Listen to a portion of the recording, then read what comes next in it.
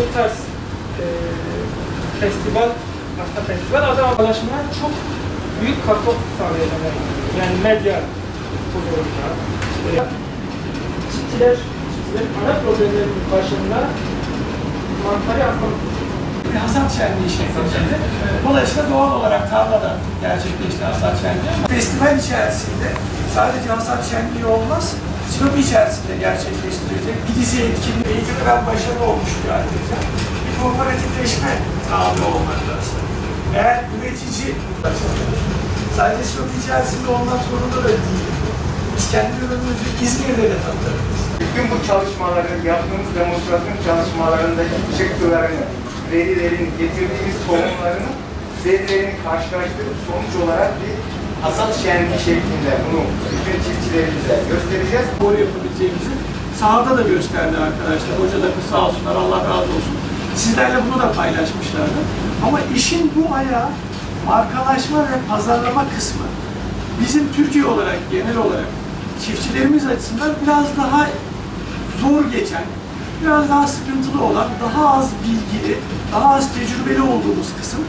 Ama işin önemli kısmı da burası. Dünyada ürünü üretmek herkesin hemen hemen yapabildiği bir şey. Ama bunu doğru şekilde pazarlayabilmek, markalaşmayı başarmak ve ürüne katma değer katmak, asıl zor olan kısmı o. O kısmını da kendimize yetiştirebilirsek, pazarlama ve markalaşma kısmında doğru stratejileri izleyebilirsek, bir ürettiğimizden 10 kazanma şansımız olacak. Geçti, verimli geçti mi, yetmedi mi? Çünkü bizim genel problemimiz şu.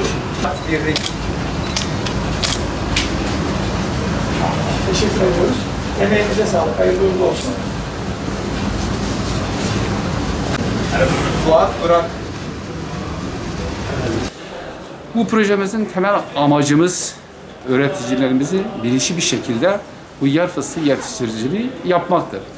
Birim alanda verimi artırmaktır.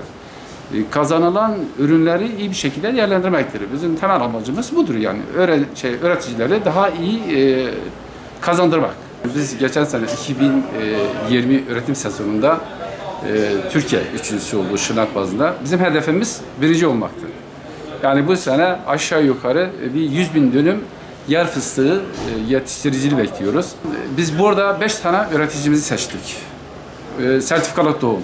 Yani 5 demonstrasyon dediğimiz, deneme tarlası dediğimiz 5 üretici üzerinde bunu uyguluyoruz. Sertifikalı tohumunun bölgeye kabul ettirmek için, yani her türlü hastalıklarda arındırılmış bir tohumdur, ilaçlanmış tohumdur, hazırlanmış tohumdur. Biz burada da çok iyi bir verim bekliyoruz. Yani normal sertifikatsız tohum dönüme 500 kilogram alıyorsa biz sertifikalı tohumda 700 ve üzerinde bir dekare kilogram beklentimiz var. Zaten bizim bu projenin amacı, yani projenin sonunda yani üreticiler arasında bir kooperatif kurmak, bir birlik kurmaktır. Yani bu da üretici daha iyi hedef ulaştırmaktır yani. Temel amacımız bu yani.